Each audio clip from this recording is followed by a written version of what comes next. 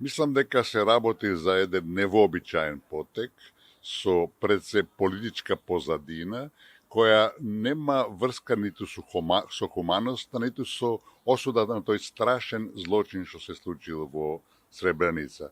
Знаете, во основата геноцид е намерно уништување на народ, раса или религиозна заедница.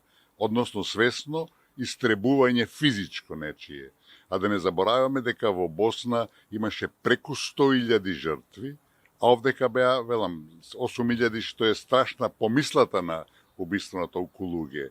И во целина, интересите се пред се да се присили Србија веројатно на поголема флексибилност према Косово, значи намерата е нешто против српско, додека во суштина се руши она што е веќе на некој начин постигнато во Босна и Херцеговина.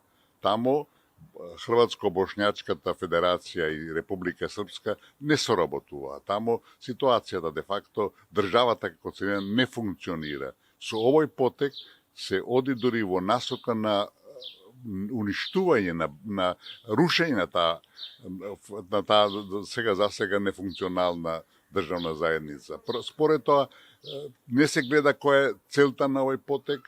Суштината е против мирот и стабилноста на Балканот и на сите ние заинтересирани тука, иако може би за Косово тоа начелно изгледа позитивно, меѓутоа тоа само е начелно бидејќи на било кој начин доведување во прашање на позицијата на Србија, притисок на Србија не може во никој случај да донесе ништо корисно за било кого.